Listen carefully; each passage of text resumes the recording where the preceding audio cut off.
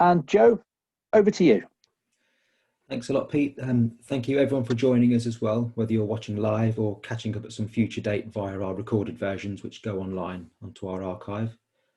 Our guest today, Dim Jones, joined the RAF in 1966 as a flight cadet, retired as group captain 37 years later in 2003, having notched up over 7,700 flying hours.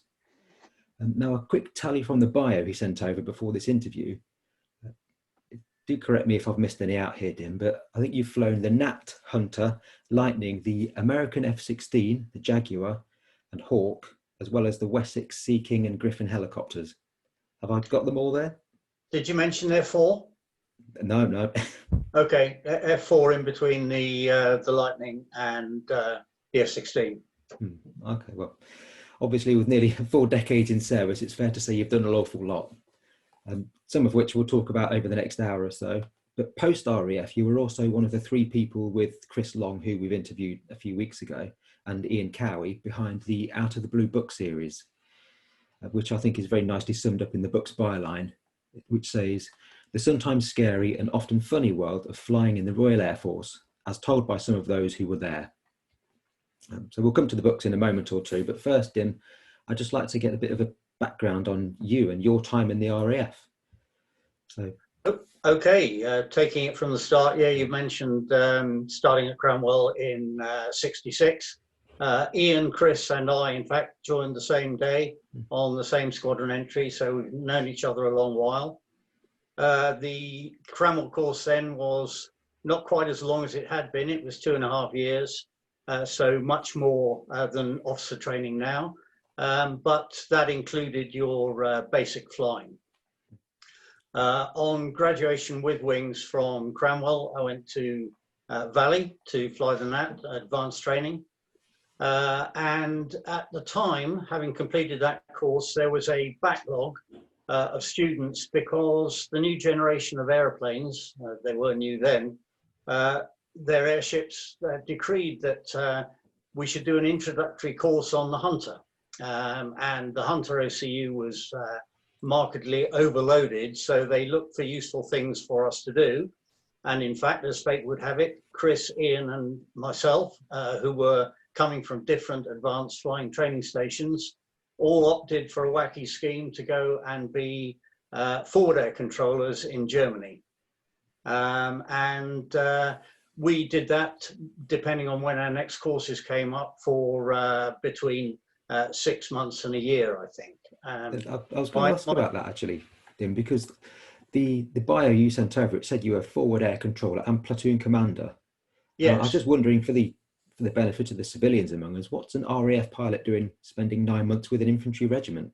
Well, good question. I mean, there were lots of RAF forward air controllers, but over a gin and tonic somewhere, Commander BAOR had remarked to Commander Royal Air Force Germany that he was desperately short of primary forward air controllers and that he couldn't rely on the secondary forward air controllers when he needed them. So the CNC said, I can fix that. We arrived there and did the course under the auspices of the FAC section at HQ BAOR. And we were then going to go out into the field, and we were going to be based at brigade headquarters. However, it became very apparent to us that we'd be kicking our heels for a lot of the time in brigade headquarters. And so we came up with a proposal that we would be farmed out to various battalions and regiments, and we would be on primary call to do our FAC duties.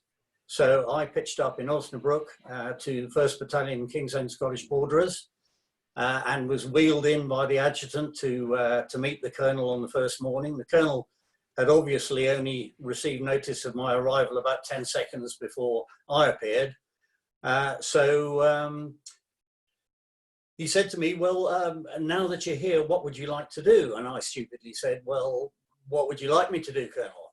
And he said, Colin, to the adjutant, show this gentleman to 6th Platoon. And I stupidly again said, and when I get to 6th Platoon, Colonel, what would you like me to do? And he said, command it, boy. So that was the start of my illustrious army career, which was most enjoyable. And at the end of it, I was more or less hauled away to go and do my hunter course. Well, it's quite surprising to me. I'm not military myself, but I've not heard of RAF personnel being taken to the army and kind of placed in such a responsible position. Is that common? I don't know whether it's happened much since, but my contemporaries there were graduates at about the same time from Sandhurst, so we were all in it together. And curiously enough, because the Cranwell studies of what the army did were in ways more advanced than what Sandhurst taught its own cadets, I wasn't that much disadvantaged at all. And it was most enjoyable. It included a 6-week exercise in Libya, during which time Colonel Gaddafi took over from King Idris, whether he liked it or not. So yeah, it was most enjoyable. Chris was in the same town with 1st Battalion, the Royal Scots, and curiously enough, another amazing coincidence, his company commander and mine were twin brothers, and absolutely identical twin brothers. You've not been able to escape Chris yet? No, I've been trying. So just going back to when you actually joined the RAF, was the RAF the service you always wanted to be in, or had you thought about the army as well? No, not at all. No, my father was RAF, and I'd never really thought of anything else. He had become a weapons engineer after he finished his flying career, and that's what I thought I was going to do, which caused me to change my academic stream at school from something I was reasonably good at but was utterly useless to something which was very useful but I was no good at. So I pitched up at Biggin Hill. The selection in those days was in 2 phases. First Biggin Hill, where you did some interviews, medical and what have you, which we did out a few people, and then the rest went to Cranwell. As chance would have it, the senior course at Cranwell, because the weather that winter had been so appalling, were there and flying when they should actually have been on leave. And watching these little aeroplanes buzz around the sky, I thought, well, that's for me. And I went to the president of the board and asked whether I could apply to change branches. And he looked at my medical cat and said, yeah, see no reason why not. So an amazing chance, really. So that was this still late 60s, or are we into the early 70s now? Because I know you spent most of the 70s flying Lightnings, didn't you? Yes, yeah. This was way before Cranwell. This was when I was 15, 16, so early 60s. So the Lightnings that you flew, they were on air defence, is that right? So yes, indeed. Yeah. Can you tell us a bit about what the air defence role is and what it involves?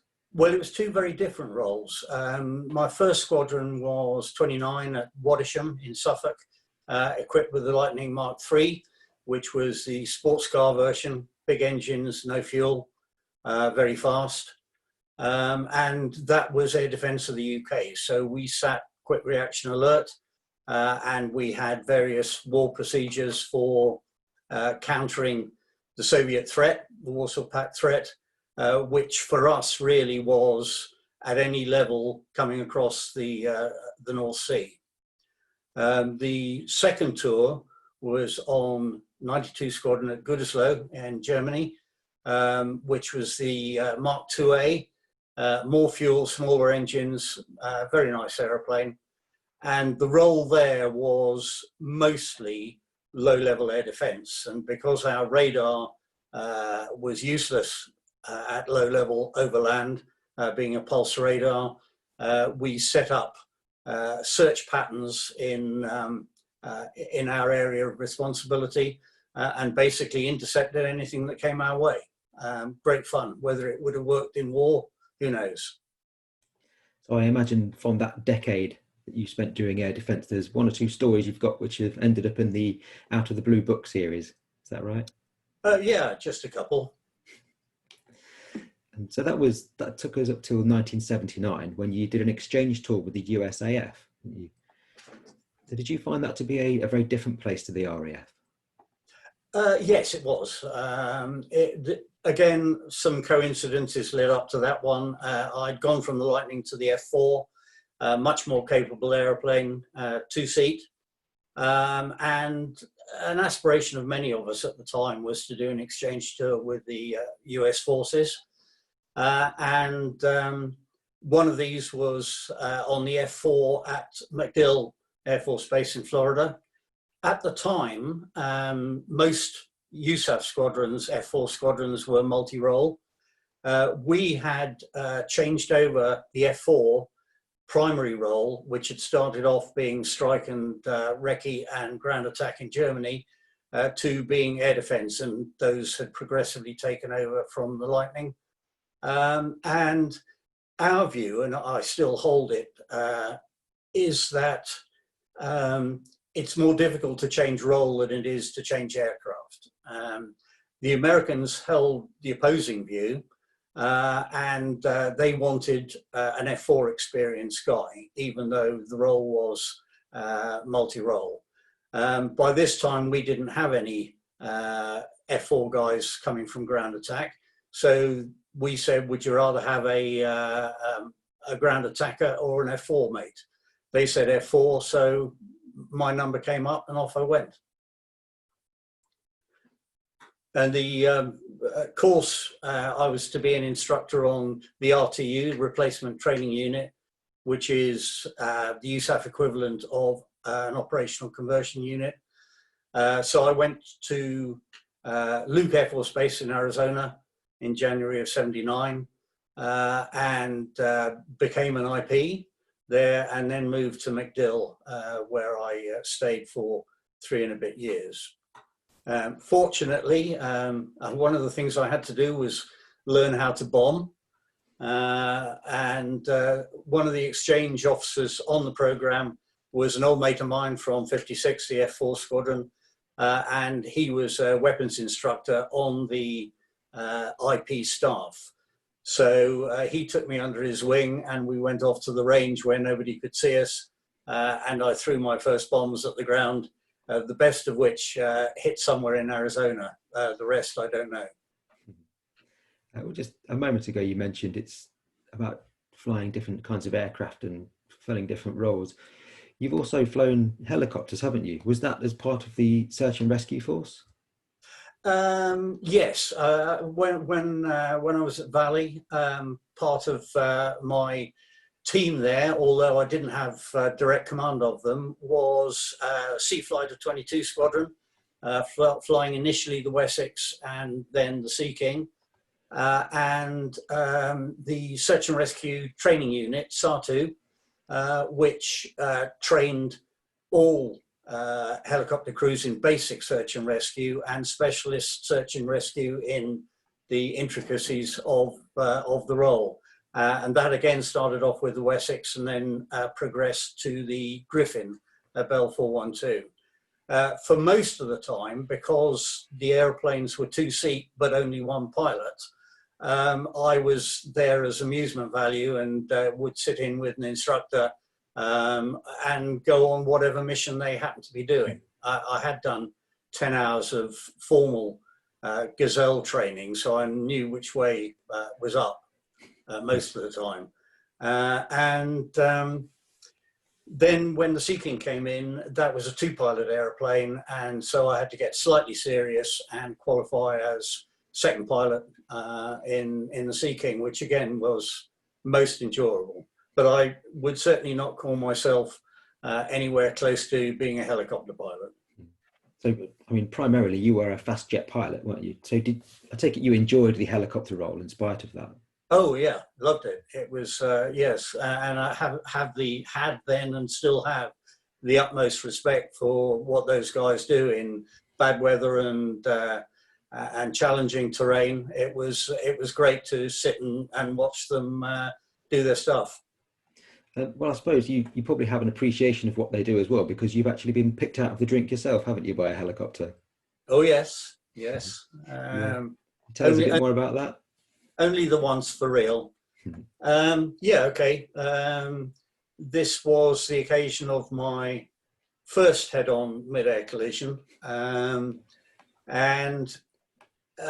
was at Caldershall. I was flying the Jaguar, flight commander on one of the squadrons. We had an exercise on, and the afternoon sortie was going to be everything we could launch, same way, same day, what we call a guerrilla, down into South Wales to Sennybridge Range. I was selected from a host of applicants to be duty pilot in the tower all morning, so I could apply my considerable brain power to leading this Balbo in the afternoon.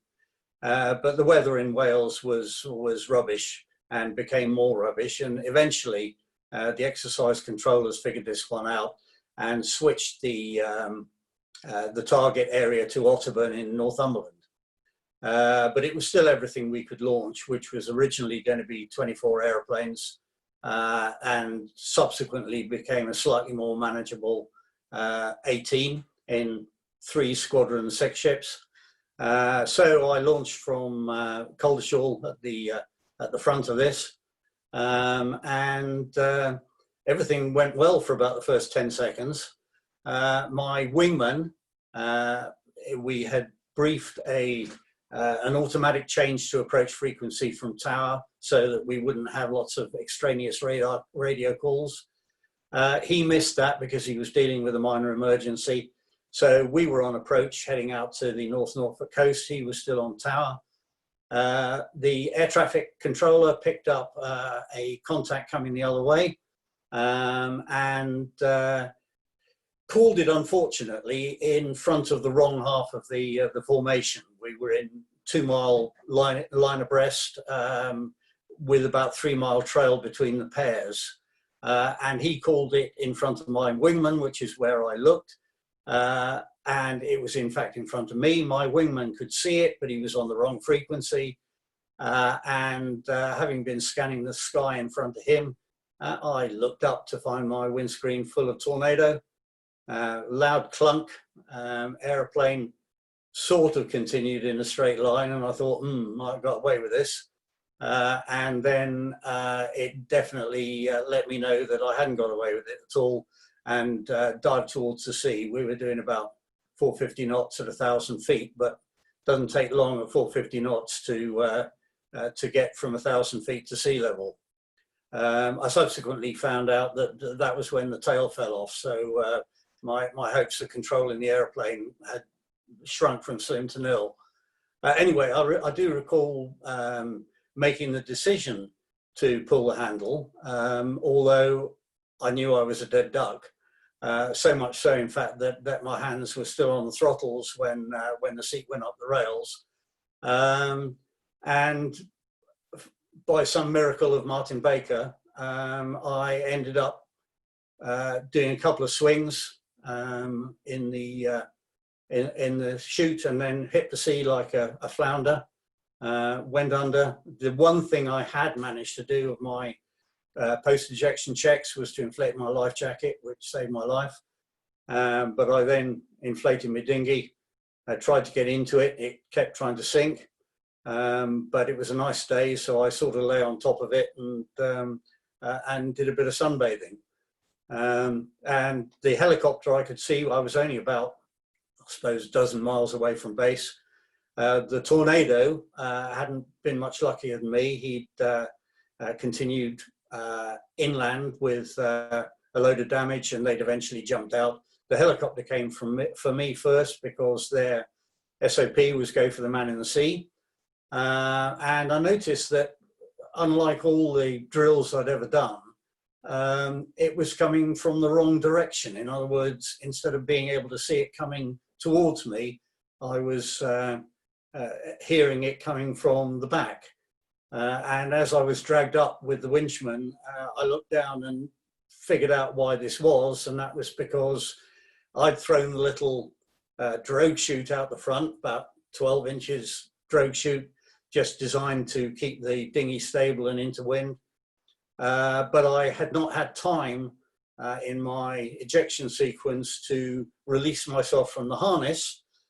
So we had a 12-inch parachute out one end of my dinghy and a 24-foot parachute attached to the other end. And guess which one was winning? So yes, I was then dragged into the helicopter and off to dry land. And the Tornado pilot, they were okay, were they? Yeah, the student navigator had hurt his back a bit. The pilot was okay. It subsequently transpired that we knew each other, not that well. We got to know each other a lot better later. And he was waiting for the helicopter to arrive. The lady doctor who was in the helicopter, who was our squadron doc, in fact, told me in no uncertain terms to sit still and not cause any trouble. So I cast around for something to do with my time and noticed a spare Mike Tell lead dangling down from the roof. So like a fool, I plugged it in. And of course, my helmet was full of water. And it must have been a vacuum between my ears because I survived that one as well. And then I got out of the helicopter against instructions and saw a very quizzical look on the face of the Tornado pilot. We got back in the aeroplane, very noisy, and as we were being transported back from the airfield at Colt to the medical centre, he said to me, he said, "You must have thought I was looking really odd back there." And I went, "Yeah." And he said, "Well," he said, "I had no clue that I'd hit another aeroplane. I thought it was a bird strike." So when the helicopter landed and this wet fish got out, I thought, I know this guy. I didn't know he was on helicopters. Mm. You weren't tempted to stencil a tornado on the side of your cockpit after that? I think that would have been most impolitic. Okay, I know we're skipping around the chronology a bit, but you did 18 years of continuous flying. You also held some staff appointments, didn't you? I think it was 95 you began your first. Sorry, 85. 85, yeah. I was doing exercise plans in Headquarters 1 Group at Uphaven. Nice place to be, and a good job because it was the lowest level of staff and command. So you were very close to the squadrons, and I was responsible for exercise plans for Harrier and Jaguar, which kept me out and about, going to the places that they would deploy. Our wartime locations, we were deployable squadrons, were in Denmark and Norway. So a fair bit of traveling there, setting up the exercises and also liaising with the squadrons once they were there. And my war role was down the hole at Headquarters TAC Den in Denmark at Karup. So yeah, a most enjoyable tour. And you found the staff appointment okay after 18 years of flying, or was there quite an adjustment there? I think, yeah, because it was closely associated with flying, and I probably needed a rest, although I would have been the last to admit it. It was an enjoyable job, and it also did the trick for me because I did about 18 months there and then went to staff college, and somebody must have been reading my my bio and my misdemeanors from the late 60s, because I was again selected from a host of applicants to go to the Army Staff College.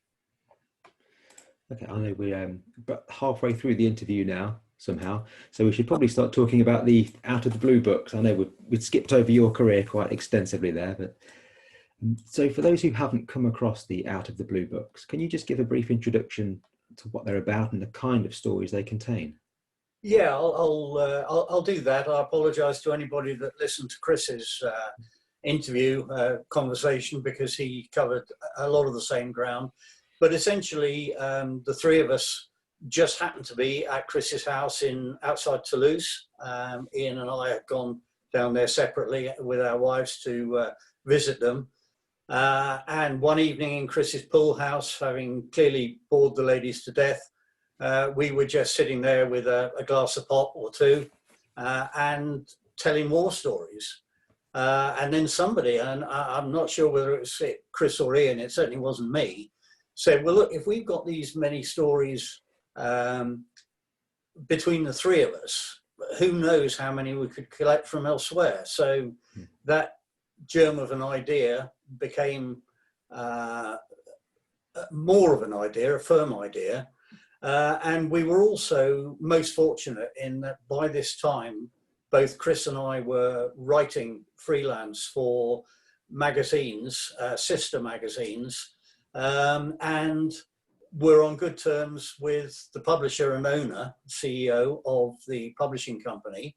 And we flanneled him into volunteering to use their resources. The whole idea was that 100% of the proceeds would go to charities, military charities, and the less we could spend on overheads, the more money for the charities. And so we got some sponsorship from BAE Systems very kindly, and CAE, a Canadian simulator and training company, with whom we had dealings in our magazine work, and free publishing from Andy and the expertise of his people at Farnborough and in the States. And we were sort of ready to go and collect stories. So in his interview a few weeks ago now, Chris also mentioned that you, well, of the three of you, you were the one who primarily put the word out to your RAF friends and colleagues when looking to generate these stories. Were you inundated with stories from the off, or did you find that you had to do some convincing and reassuring about exactly what you'd be doing with these people's stories? Okay, because Chris, Ian and I had different backgrounds flying in the RAF, we had different sets of mates, and a lot of them retired by now. Because this was right at the end of my career. A slight correction to what you said earlier. Yeah, I retired after 37 years in 2003 from regular service. I then went back as a full-time reservist flying instructor on the Hawk at Leeming and did another 6.5 years there, so 44 total. And I was just coming to the end of that when this idea burst on the scene. So I was the obvious guy to liaise with the Air Force in being, but we also had a lot of mates and mates of mates. So we put out feelers in various directions. And I was the guy charged with collating all these. So Ian and Chris would get replies from their friends and acquaintances and send them to me, and I would then set up a correspondence with them. As far as the Air Force is concerned, one of my bright ideas, since I was still in it, was to use the news sheets, station magazines and what have you, of the stations around the Air Force to promote these books. And so I wrote to the various OCGD flights who were responsible for these sort of things on stations, and sent a quick pamphlet flyer and asked them to promote, and a lot of them were very helpful. One gentleman, unfortunately, was a bit too helpful and thought that he would transmit this idea to his superiors, who immediately demanded that they had full editorial rights and right of veto over these stories. So it took about 10 seconds of conversation between Chris, Ian and myself to decide we didn't want this, and therefore we ceased and desisted from trying to advertise through the current Air Force and restricted our efforts to our mates from elsewhere. I imagine you had quite a few stories that you had to filter, so not every story submitted ended up in the book, is that right? No, we didn't really know what we were aiming for, but as the stories piled in, we started thinking about 100 stories, and that was essentially where we ended up. They were a bit unbalanced in that our flying careers and therefore acquaintances tended to be in fairly restricted areas, mine, fast jet, Chris and Ian instructing, and heavies. And nobody really had too many mates in the rotary wing world, which was a pity. So in book 2, we attempted to set that right, and did in fact get some stories from the helicopter world, which were extremely good, and also from the Navy, which were also very good. I know we've talked about the stories a lot, and we did talk about the stories quite a bit with the interview with Chris as well, but you've kindly agreed to not read out one of the stories, but recount one of your own stories, which made it into the book, just to give people an idea of the flavour of stories that are in the book. Okay, yeah, they're very varied in both quality. I don't mean the overall quality, I mean the tenor of the story, and also the length of the story. So I'll just paraphrase a short one of mine, which happened in the mid-70s when I was on 92 at Goodisloe. Every year then, the RAF stations would put on an open day for the local community, and as well as guest acts, this would involve the home team, the squadrons on the stations, doing something to make the afternoon more exciting. In this particular instance, 19 Squadron, our sister squadron, was tasked with flying a Diamond 9 formation, and the Diamond 9 then split up into 9 single ships, which proceeded to overfly the airfield at high speed and extreme noise. Our task was to put together a 5-ship formation. There were 2 stations playing host that year, Goodisloe and Larbrook. So again, to vary the menu, the guest acts from each show would also perform at the other airfield. Now, at the time, we were due to have a squadron exchange with an F-104 squadron at Aalborg in Denmark, and in order to even up the goodies, the squadron commander decided that the guys who would have the fun flying the formations would be the home team for the squadron exchange, and the guys who missed out would be the away team. Unfortunately for them, when we went to Larbrook, one of the guests of CNC was the Chief of Staff of the Danish Air Force, who had the 25th anniversary celebrations at Aalborg and Karup coming up, and saw an instant win in getting this formation to go and perform during the squadron exchange. So unfortunately for the designated away team, the formation members got to do both of it. So we arrived at Aalborg, and I have to say that in those days, squadron exchanges were a fairly convivial affair. Now, the home team generally vastly outnumbered the away team, which meant that they could have a drinking team and a flying team, but the away team generally had a drinking and flying team, which, when you mix it with formation aeros, was slightly tricky. So we did the best that we could, and we were getting pretty slick towards the end of it. You can't do much with 5-ship formation, but we did the best we could. And part of the act was that the 2 outer wingmen, which was myself and a guy called Nigel Wood, at some point, having been positioned in the right place and at the right time by our trusty leader, would peel off and circumnavigate our way to opposite ends of the runway, and we would do a high-speed run down opposite sides of the runway for the delight of the crowd, which is why the story was called You Go Left, I'll Go Right. The practice days were fine, and it was all very enjoyable, and we got to know the layout around the airfields to do our timing for the run.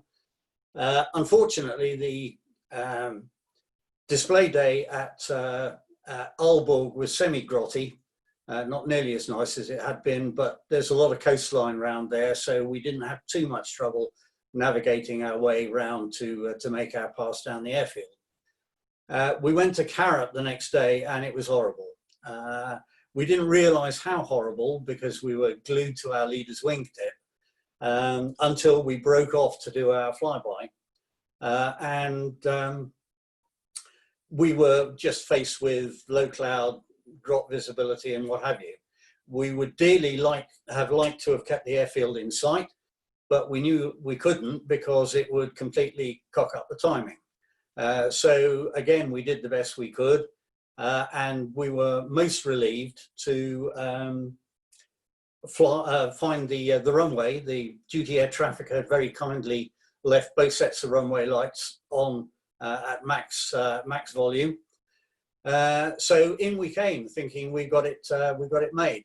Unfortunately, our multitasking was not up to much that day, and something had to fall out while we were concentrating on the navigation. And what fell out was power control. So as we saw each other in the zip past, it all went very quiet in the cockpits, and we looked down at the Mach meters and they were the wrong side of 1.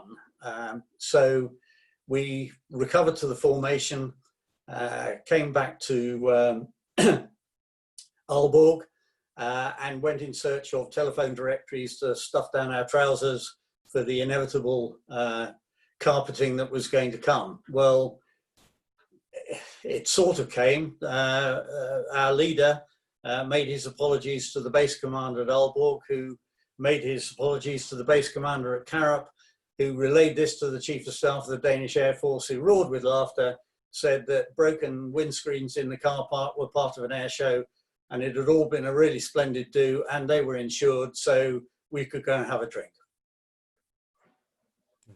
Excellent, thanks, Chris. That was from the 1970s, wasn't it? But across the 3 books, there are stories from, I think there's a couple of World War II stories up to relatively recently. Yes, here I must pay tribute to one of our collaborators. We had done the first book thinking that would be it.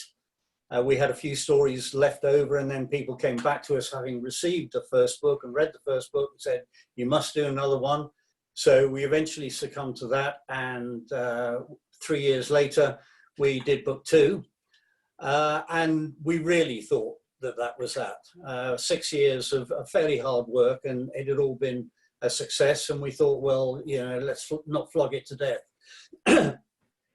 Unbeknownst to us, a gentleman called Rob Christie had been the secretary, I think was his position, of 2 associations in Scotland, one various branches of the Aircrew Association, and the other was the various University Air Squadron associations. He had been the repository of many tales from people in these associations from pre-World War II onwards, and was looking for a way to get them published. Saw Out of the Blue, thought, I wonder if the Out of the Blue publisher will do this. So he wrote to Andy Smith, our CEO, asking him if he would. Andy then wrote to Chris and myself and said, hey, this is not really our part of ship. What do you think? And while we were umming and erring, Andy suggested, well, look, if he's got a store of stories and you still have some left over, then why don't you team up? And you won't have to do so much work from either side to make book 3 a reality. So that's what happened. And some of the stories that Rob brought from his gang were really outstanding. And there was one 3-part story from the guy who ended up being the last guy to drop a bomb on Tirpitz. And the 3-part is because they deployed to Russia to attack Tirpitz from the Russian side, hopefully achieving surprise. That failed, and they came back to UK and were then eventually launched off again to do it from Scotland. Even though all 3 stories are amazing, the arrival in Russia in appalling weather was a quite amazing story, and for me eclipsed the actual attack on the ship completely. Anyway, that's a flavour of the sort of story that we got. Many of them are unknown to other people, but over the years we've had the story of Black Buck attacks on Port Stanley in the Falklands War, the story from the engineer who inadvertently got airborne in a lightning with no ejection seat and no canopy, and managed to get it back on the ground in one piece, having very limited flying experience. And the story of the Sea Harriers at Shag Cove in the Falklands, and other stories which the circumstances of which are probably reasonably well known, but the detail of which, and certainly told by the perpetrators, are not well known. I like your use of the word perpetrators there. Yeah, I am one. So I was going to ask, do you have a favourite story, or is it impossible to pick? Because there are over 300 across the 3 books, aren't there? Yeah. No, I don't. I was thumbing through them this morning, and yeah, there are so many. I could just look at some of the titles, and it brings back the memories of the stories, even though I may not have read them for some while. But I spent so long with them at the time that the memories still linger. One extraordinary coincidence was there was a story from a Buccaneer pilot or Buccaneer crew at Lossiemouth on the OCU, who were again on a squadron exchange with a Danish F-16 squadron, a Dutch F-16 squadron from Leeuwarden. And they were going off to drop laser-guided bombs on Garvey Island. One bunch of F-16s were escorting and doing a bit of bombing themselves. And then a pair of F-16s would come out as they returned to base and bounce them, which would end up in some sort of low-level turning fight. Anyway, the pair launched from Lossiemouth, the interceptor pair, and the plan of the ingressors was the Buccaneers run away and the F-16 escort stays and fights. And this is what happened. And the F-16s ended up in a turning fight. The leader of the F-16 interceptors suddenly found himself being overtaken at some speed by bullets. Got back to base, threw his airplane on the ground, inspected it and found, yes, there were bullets. And what had happened was that one of the ingressing F-16s had forgotten to reset his weapon switches after the bombing run and had live guns. Fortunately, only ball ammunition, not HE, otherwise it would have been a different story. So that was the story in book 1. For book 2, I get an email from this mate in Holland, now retired, who said that he was the guy with the holes in his airplane and could he tell his story.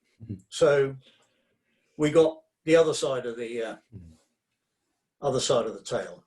I mean, with stories like this, I imagine places like the MOD wouldn't be too keen on them coming out at the time. I know this was published quite a while afterwards, but did the MOD have an attitude about the publication of all the stories anyway, of the books themselves? We've never heard it. I've not heard anything, and I don't think Chris or Ian have formally, certainly. I've heard lots of good things from serving people, and we do have a few stories there from still serving people, some of whom wish to remain anonymous. Chris mentioned that we publish a list of contributors and a list of stories, but we don't tie the two together. Obviously, personal knowledge, many people can tie the story to the author. No, I've never heard anything but good things, and certainly nobody has, to my knowledge, attempted to lay a heavy hand on anybody who has contributed, although I'm sure some people have been deterred from doing so because they didn't want to get involved.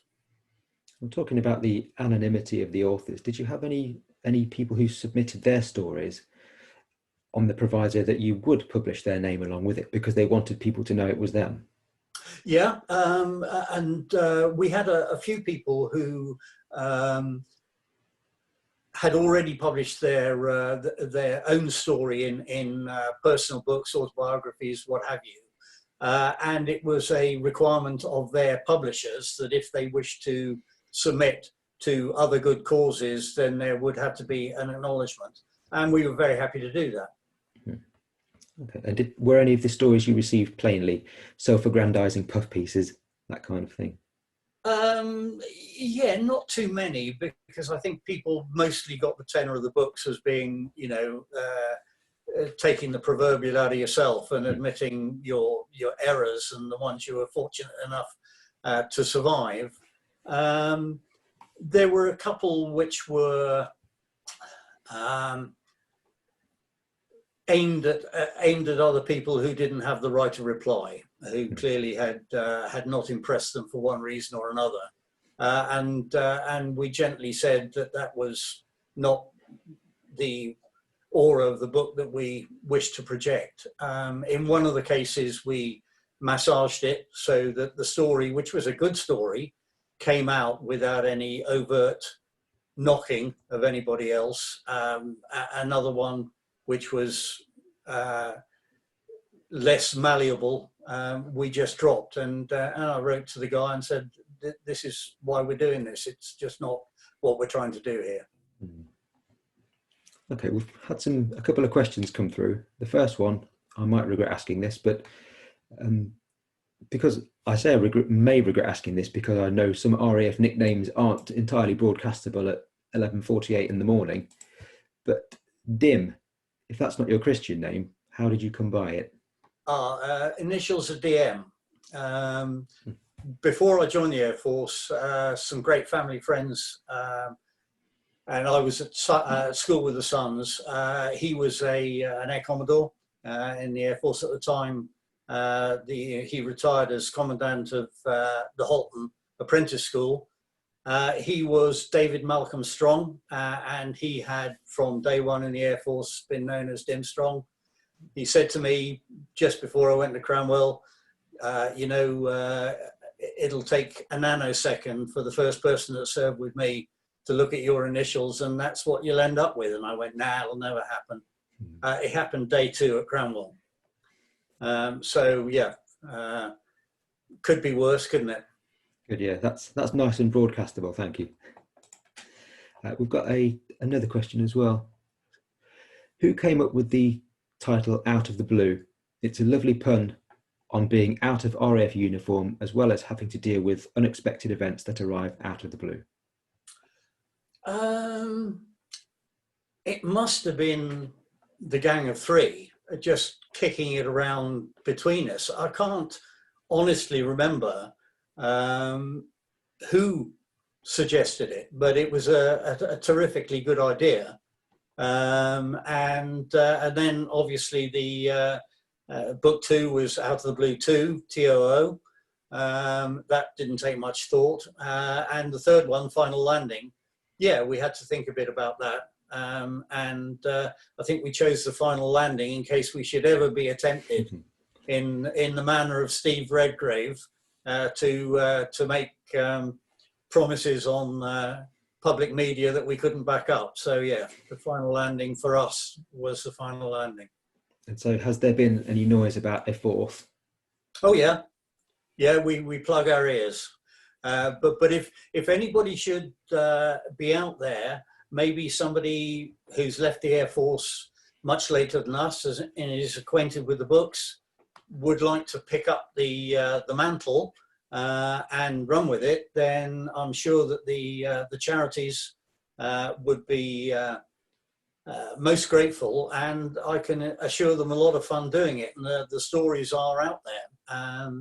And of course, as we've grown older and our retirement has receded into the distant past, our contributors have got that much older. So there are a raft of people who've done really exciting things in Afghanistan, in the Balkans, and elsewhere, who are now retired with a story to tell. and I'd be delighted to see somebody pick up the hammer and run with it. Certainly second that. I mean, working on Airmail magazine, we get, I don't know how many, countless every year, countless numbers of our members getting in touch with their own stories. They're all fascinating. If only we had the room to publish them all. Yeah.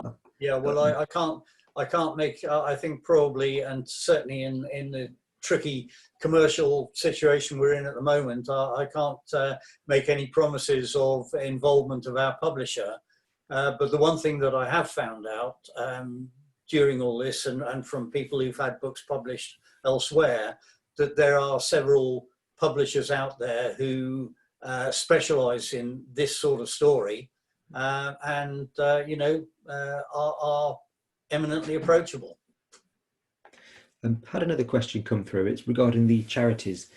Do you ever get feedback from the charities on how the money has been, on how the money has made a difference? Sorry. Oh yeah, we do. We started out with the RAF Benevolent Fund and Help for Heroes. When the time came for book 2, Help for Heroes was at the zenith, I think, and really had, I hesitate to say, more money than it could cope with, but it was definitely difficult doing business with them as a small enterprise when they could fill Wembley Stadium for a rock concert or what have you. So we then decided to concentrate on the military charities, and we included the Army Benevolent Fund and the Royal Navy, Royal Marine Benevolent Fund. And also we have donated one-off money to other charities. And yes, we've been most impressed by the fact that when we've sent off donations, we've had letters back from the controllers of the various charities saying how important it was and how grateful they are for the help. And just to remind everybody again that all 3 Out of the Blue books are available on the RAF Association's RAFA-Trad website. So if you open up your chat box now, you'll see that there's a link to rafatrad.co.uk, and that takes you to the book section where you can buy any of the books that we have for sale, including the 3 Out of the Blue books, and all of the proceeds will go to the RAF Association if you buy it via that link. Okay, well, I think that's about our time up, Tim. We've got it is, yeah. We've zipped through that. We have a tradition on Project Entertain where we raise our mugs of whatever. Actually, mine is white, so it's blending into the background, but it is here. And say thanks a lot for joining us, and thanks everyone for watching as well. Bye-bye.